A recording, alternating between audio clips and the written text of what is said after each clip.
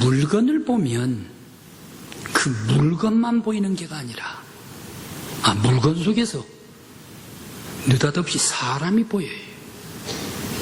어떨 때는 물건을 가지고 있는데 이 물건보다 사람이 더 확 나타나 보일 때가 있습니다. 아마 그것은 그 물건을 보면서 그 물건을 선물을 받았을 때에 더 사람이, 선물해 준 사람이 더욱 얼굴에 나타나리라 생각을 해봅니다. 그래서 그러는지 저는 주일날 넥타이를 맬 때 이 넥타이는 누가 해줬구나. 이 양복을 입을 때에 반드시 이 양복은 누구 얼굴이 튀어나온다. 그러면서 되뇌이면서 제 자신도 옷을 입고 있어요. 그런데 그게가 10년, 20년이 아니라 30년이 지난 옷을 입어도 그 사람이 생각나더란 얘기. 이건 저만 그러는가? 아마 모든 성도들도 사람들도 다 마찬가지일 거라 생각을 해봅니다. 왜냐하면 그 물건에 선물을 받았기 때문에 소중함을 알고 또한 그 속에 따뜻한 사랑을 느끼기 때문에 이 물건을 보는데 느닷없이 사람이 보일 때가 있을 것입니다. 오늘 성경의 본문 말씀이 이와 같은 말씀입니다. 소금을 생각을 하는데 소금 속에 제자들이 나와요. 또 빛을 생각을 하는데 빛 속에서 예수님께서 나타나요. 버려진 소금 그리고 말 속에 들어가 있는 이 등불을 볼 때에 바리새인과 서기관들이 겹쳐서 보여지는 것은 어떤 일일까? 오늘 이 성경의 본문 말씀 속에서 우리 믿음의 성도 여러분들께서는 소금을 바라보며 또한 빛을 바라볼 때에 바리새인과 서기관들이 바라보이는 게가 아니라 오히려 참 제자들이 여러분들 가운데 나타나시길 바라고 예수님께서 여러분들에게 나타나 하나님께 영광 돌릴 수 있는 거룩한 하나님의 사람 저와 여러분들이 되시길 간절히 기원합니다. 오늘 성경 말씀에 왜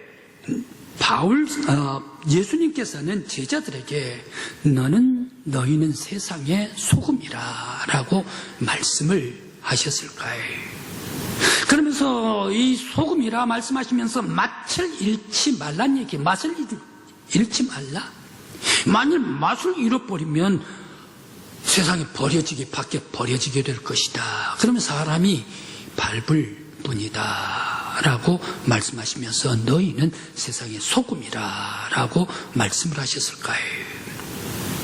말씀을 할 때 너희들은 물이다 라고 얘기를 할 수도 있지 않습니까? 너희들은 공기다 라고 얘기를 할 수가 있지 않습니까? 생활 속에 가까운 것 말입니다. 그런데 꼭 너희들은 세상의 소금이다 라고 왜 말씀을 하셨을까?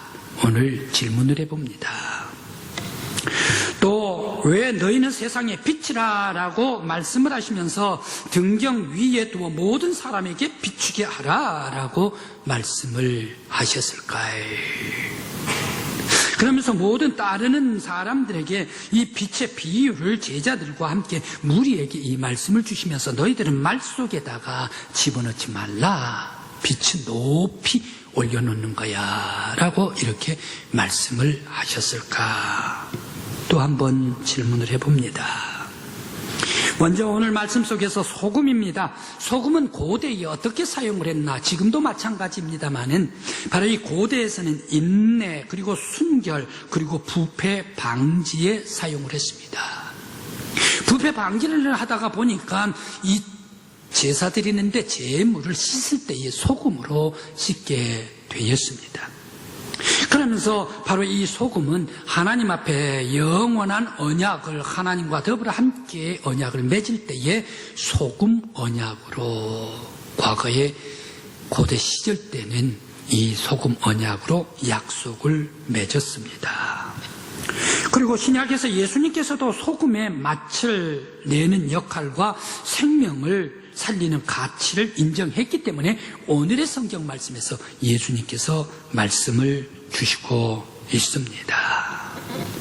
오늘 이 소금에 대해서 말씀을 하시면서 너희들은 바로 이 세상의 소금이라 라고 왜 말씀을 주셨는가? 그것은 적극적으로 너희가 세상 속에 들어가서 변화시켜라, 바로 이것을 말씀을 주십니다. 제가 친구들이랑 같이 음식을 시켰습니다. 값싸고 또 편리한 거, 소화 잘 되고. 그래서 곰탕을 시켰지요. 곰탕, 하얀 우유빛 나는 곰탕. 입맛을 딱 댔더니 이게 맹탕이에요. 그런데 이 맹탕, 제가 간을 잘 치지를 못하니까 조금씩 소금을 넣었지요. 조금 넣고 맛보고, 조금 넣고 맛보고, 조금 넣고 맛보고, 그야말로 간을 보면서 넘으면 안 되니까요. 그러면서 이 소금을 넣었지요. 넣다가 보니까 아직까지 맹탕인데, 그런데 어느 시절에 딱 넣으니까 말입니다. 바로 이 소금을 넣었는데 이 곰탕 맛이 입에 어찌 달아요. 저는 생각을 했죠. 아니, 왜 짠 소금을 넣었는데 맛이 달아지는가? 참 이게 이상하단 말이야. 분명히 짠 소금을 넣었는데 이 곰탕 국물은 입에 너무너무 달게 느껴지는 거예요. 아하, 이 소금이 들어가서 녹아지고 골고루 녹아지다가 보니까 엄청나게 입에 단맛으로 나오게 되는구나, 변화시키는구나, 이것을 느꼈습니다.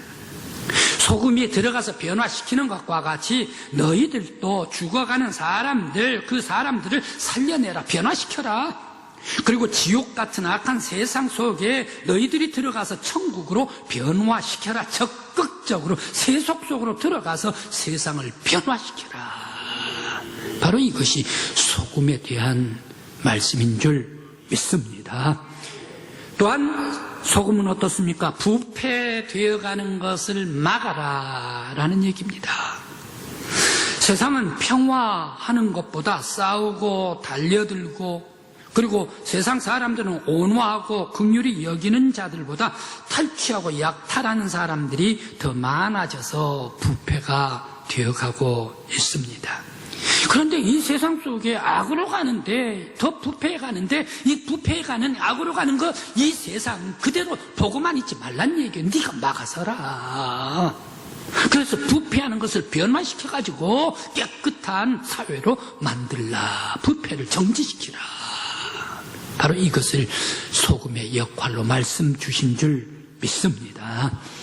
지금 남아공화국, 지난 주간에 뉴스에 들어보니까 남아프리카 공화국입니다.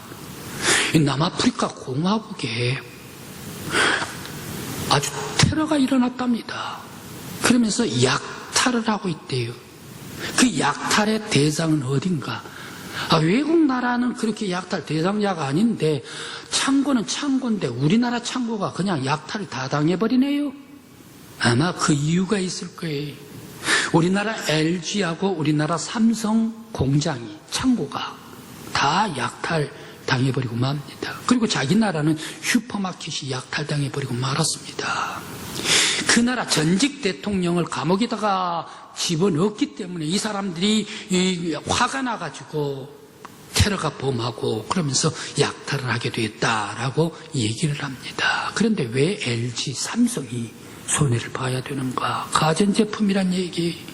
집에서 제일 쓰고 싶은 거, 그걸 돈 없어서 못 썼다가, 그러니까 눈앞에 이렇게 보이는데 뭘 가지고 와요?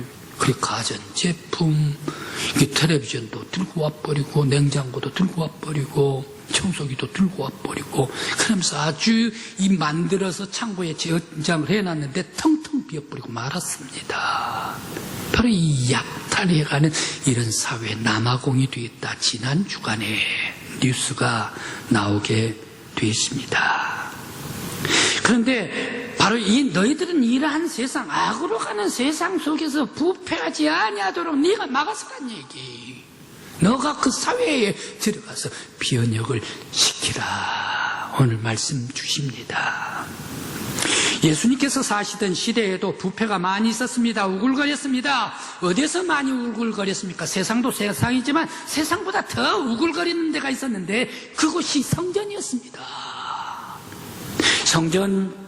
성전의 지도자들, 바리새인들, 서기관들, 그리고 사두개인들 이란 사람들은 어떻습니까? 자기들이 성전, 바로 이 거룩한 성전을 자기가 가지고 있다라고 권위 위에 딱 앉아가지고 수많은 그러한 약한 사람들 전부 다 착취하고 자기 이익을 냈던 곳이 바로 이 성전 지도자들 아니었습니까? 그들은 또 어땠습니까? 자기들이 이러한 청법으로 의롭지를 못하니까 의로운 사람들을 핍박해요. 의로운 사람들을 박해를 해. 그러니 예수님께서 오셔서 이 땅 위에 의로운 하나님의 말씀을 전하는데 그 사람들이 박해를 하지 않습니까? 바로 이러한 성전 안에 우글거리는 사람, 성전이 악의 소굴이 되어버렸다. 그런데 너희 제자들, 예수를 따르는 많은 사람들, 너희들은 이 세상의 악의 소굴로 가가지고 너가 희생되고 너가 거기에서 헌신함으로 말미암아 아름다운 천국으로 변화시킬 수 있는 적극적인 사람이 되라. 바로 이것을 인하여 너희들은 세상의 소금이라라고 말씀 주신 줄 믿습니다. 뿐만 아니라 경고도 하고 있습니다. 만일 너희가 세상을 변혁시키지 못하면, 너희들이 사명을 다하지를 못하면 버려진 소금과 같이 너도 밟히게 될 것이다. 심판을 경고를 하고 있습니다. 목사님, 소금 바깥에 길에 버려지고 땅에 버려지면 우리나라는 소금 밟을 것이나 있습니까? 물이 다 닿아버리면 녹아져 버리고 없어져 버리는데, 형체도 없어져 버리는데, 근데 왜 예수님께서는 이 소금을 버려가지고 밟히게 된다, 많은 사람들이 밟히게 된다라고 이렇게 말씀하시깁니까? 고대는 그렇답니다. 우리나라는 바닷물을 증류를 해가지고 말려가지고 결정체로 소금을 얻어가지고 그 음식을 만드는데 사용합니다. 그런데 바닷물을 말려가지고 사용을 하는데, 우리나라 외에 다른 많은 나라들은 광산, 소금 광산이 있습니다. 마치 석탄을 캐듯이, 그리고 철광석을 캐내듯이 소금 암염을 캐냈습니다. 캐내면 거기에 돌에 소금기도, 염분도 붓고, 거기에 철가루도 붓고, 돌도 붓고, 그리고 불순물도 붓고. 그런데 제일 빨리 녹는 게가, 이 암염에서 제일 빨리 녹는 게가 아무래도 소금이 빨리 용해됐기 때문에 소금이 제일 빨리 빠져나가 버리죠. 소금 빠져나가면 이 암염, 소금 돌이 어떻습니까? 맛을 잃어버리지 않습니까? 맛을 잃어버린 소금 돌, 이거 뭐였습니까? 소금으로 쓸 수가 없지 않습니까? 그러니까 밖에다가 버린다. 그럼 소금 돌은 어떻습니까? 단단하대요. 그냥 땅에다가, 단단한 땅에, 운동장에 조성할 때에 바로 이 소금돌로 사용을 한다. 그렇게 되면 애들이 와서 소금돌 위에서 뛰어놀기도 하고 사람들이 꽝꽝 밟기도 하고.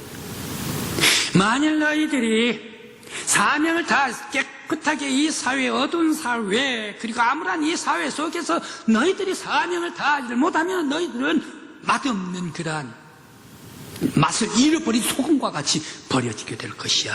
심판이 있을 것이야. 그러므로 이 사회 속에 너가 헌신하고 희생함으로 말미암아 하나님 나라를 만들고 녹아지는 사명을 다하라 말씀 주십니다. 오늘 이 말씀이 예수님께서 성령을 통하여 여러분들에게 주시는 말씀이 되시기를 간절히 기원합니다. 오늘 이 말씀이 우리 강국교회를 향하여 주신 말씀이 되시길 간절히 기원합니다. 나와 같은 한 사람이라도 적지만 내 한 사람이 우리 강구지역, 영덕지역, 우리 포항 노회 지역 속에서 소금의 역할을 다함으로 말미암아 하나님 나라를 이루겠습니다. 깨끗한 사회를 만들도록 노력하겠습니다. 바로 이 사명을 다할 수 있는 우리 성도들 되시길 간절히 기원합니다. 또 왜 너희는 세상의 빛이라 라고 말씀을 하셨을까요? 빛은 포스입니다. 오르입니다. 저 북의 극광을 보고 북극광을 보고 오로라라고 얘기를 하는데 오르가 빛입니다. 이 하나님의 속성으로서의 성경에서는 표현을 하고 있습니다. 요한일서 1장 5절 말씀이 하나님은 빛이시라 라고 말씀을 주십니다. 그런데 이스라엘의 쿰란 공동체는 자기들이 빛이래요. 세상이 빛이래요. 유대인들은 그렇게 성경 말씀 율법을 외면하는 그런 바리새 서기관들, 이런 사람들은 자기들이 악의 소굴에 있으면서도 자기들이 유대인이기 때문에 세상에 빛을 한다나요? 자기들이 빛이래요. 그리고 예수님께서 제자들에게 너희는 세상의 빛이라 라고 말씀을 주십니다. 분명한 것은 세상 속에 참빛은 오직 한 분이십니다. 예수 그리스도만이 참빛입니다. 요한복음 1장 9절 말씀에 바로 이 참빛이 이 세상에 오셨다라고 말씀을 주십니다. 예수만이 유일한 참빛인 줄 믿습니다. 그런데 왜 예수님께서 제자들에게 너희는 세상의 빛이라, 예수님께서 참빛이면서 제자들한테 예수님께서 세상의 빛이라라고 말씀을 하셨을까요? 바로 그 말씀은 이렇습니다. 예수님 참빛 대신 예수님의 빛을 받아가지고 그 빛이 이제 제자들 속에 들어가게 될 때에 제자들의 구원의 빛으로, 은혜의 빛으로, 사랑의 빛으로, 생명의 빛으로, 진리의 빛으로, 자비의 빛으로 들어가게 될 때에 제자들이, 따르는 제자들이 예수의 참빛을 받아가지고 자신이 반사체로서의 빛을 발하게 될 때에, 그때의 제자들도 세상의 빛이다, 반사체의 빛이다 라는 말씀인 줄 믿습니다. 이제 우리 믿음의 성도 여러분, 여러분들 예수님 앞에 나와가지고 먼저 내 모든 죄들 다 씻어버리고 우리의 영혼까지 구석구석까지 예수의 보혈로 깨끗이 씻어내는 여러분들이 되시기를 간절히 기원합니다. 깨끗한 심령 위에 예수의 생명의 빛이 오고, 구원의 빛이 오고, 거룩한 빛이 오고, 사랑의 빛이 오고, 은혜의 빛이 오고, 자비의 빛이 오고, 온유의 빛이 오므로 말미암아 예수의 빛을 반사할 수 있는 거룩한 새빛이 여러분들이 되시기를 간절히 기원합니다. 그러므로 여러분들이 가는 곳곳마다 악이 물러가고, 예수의 성품을 품을 때에 악한 대적하는 것들이 물러가고, 악한 마귀가 다 여러분들 앞에 다 물러가는 역사가 임하기를 간절히 기원합니다. 구약에 참 멋진 남왕국 유대나라를 왕통을 회복한 그런 제사장이 있었습니다. 그 제사장은 여호야다입니다. 열왕기하 11장에 나오는 그런 말씀입니다. 때는 아시아 임금님입니다. 아시아 임금님이 죽어버렸네요, 남왕국에.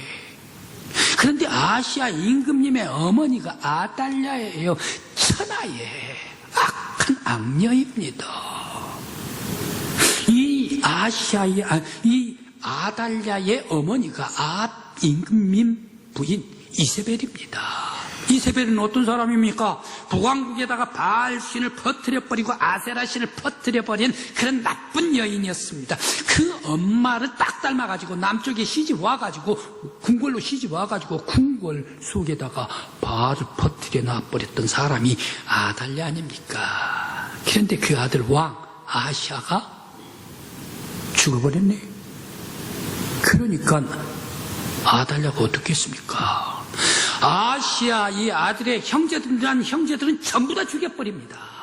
아달랴가 말입니다. 왕자는 전부 다 죽고 다윗의 왕통은 다 목숨을 끊어버리고 맙니다. 왜? 자기가 여왕이 되기 위해서, 그 자리에 올라앉기 위해서 말입니다. 다 죽인다고 죽였는데 세상에 핏덩이 어린 아이 하나가 남았어요. 아시아 임금님의 핏덩이 아들입니다. 이 아들은 못 봤던 모양이에요. 그러니까 이 아시아 임금의 아들, 어린 갓난 아이, 이 아이를 아시아 여동생이 이 여동생이 데리고 품에 안고 왔습니다. 그래서 바로 이 여동생 고모가 성전으로 데리고 갔습니다. 그래서 성전에서 대제사장 여호야다와 함께 몰래 숨어서 6년을 키우게 됩니다. 그러면서 몰래 키울 때에 아달랴 소리나면 안 되고 다윗 임금님의 정통이다라고 얘기를 하면 왕자다 되면 안 되고, 그러니까 얼마나 인내하면서 참고 자면 모진 고통 억압 속에서 이 아이 하나하나 생명을 키워놨을까. 꼭 7살이 되었습니다. 7년이 지나갔습니다. 여호야다 대제사장이 왕궁에서 일하고 있는 백부장 여러 명을 데리고 왔습니다. 데리고 와가지고 5명을 데리고 와가지고 바로 이 사람이 아하스가 다윗 임금님의 적통의 왕자다라고 보여줍니다. 그러면서 언약을 합니다. 절대 이 얘기는 나가서 안 된다. 그리고 왕을 삼아야 되겠다라고 언약을 맺게 됩니다. 그러면서 안식일날 언약을 맺고 기름을 붓고 어린 이 요아스에게 임금의 기름을 붓고 왕자에 올려 앉게 됩니다.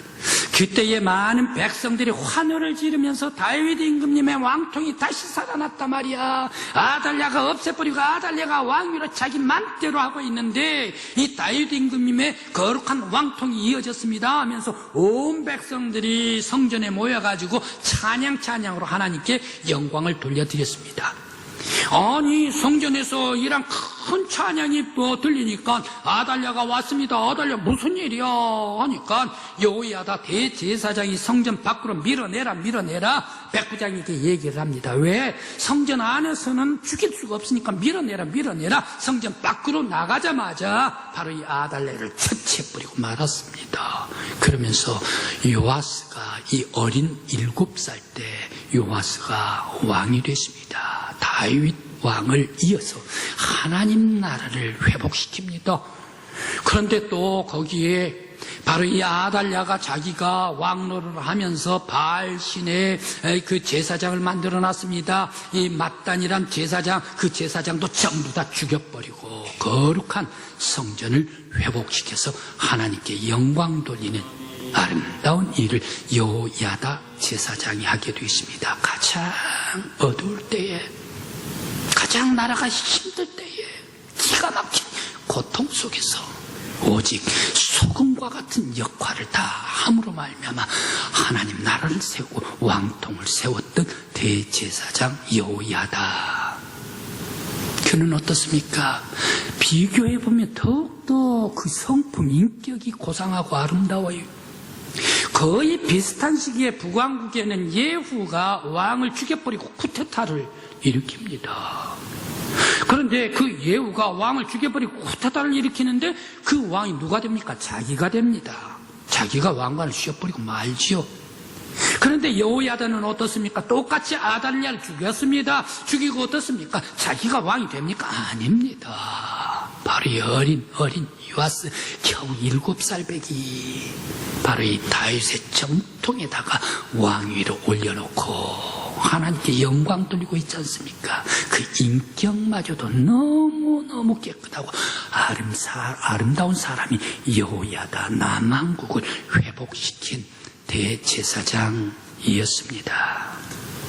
한 사람이 온전히 하나님의 말씀에 순종하고, 한 사람이 심령이 깨끗하고, 한 사람이 생명의 빛으로, 한 사람이 소금과 같이 청결하고 깨끗할 때에 나라를 살릴 수 있는 위대한 일을 하게 되었습니다.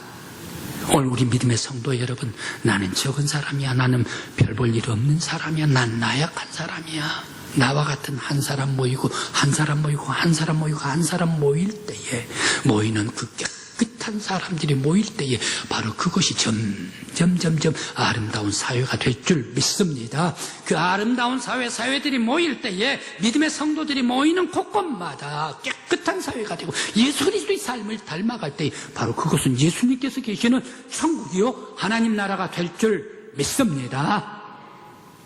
영화 미나리는 손자가 할머니 냄새가 난다라고 말합니다.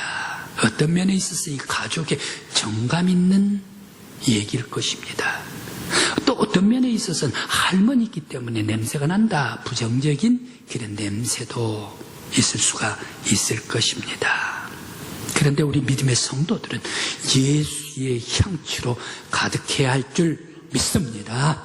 예수님께서는 십자가에 자기 자신을 내어주시고 희생하시면서 희생해서 하늘나라의 거룩한 향취를 가득 채웠던 분이 예수 그리스도. 하늘나라의 향취, 사랑의 향취, 은혜의 향취, 구원의 향취, 생명의 향취, 자비의 향취, 축복의 향취. 온 믿는 사람들마다 가득가득 충만히 베풀어 주셨습니다. 오늘 우리 믿음의 성도 여러분, 우리들도 예수의 십자가 앞에 나가서 우리의 심령 깨끗이 씻고 주님께서 주신 거룩한 향취를 받으실 수 있는 아름다운 성도들 되시길 바랍니다. 그러므로 여러분 속에서도 구원의 향취가 있고 생명의 향취가 있고 자비의 향취, 은혜의 향취가 있고 사랑의 향취가 있고 여러분 가시는 곳곳마다 하나님 나라를 이룰 수 있는 하나님께 영광 돌리는 저와 여러분들 되시길 간절히 기원합니다. 기도드리시겠습니다.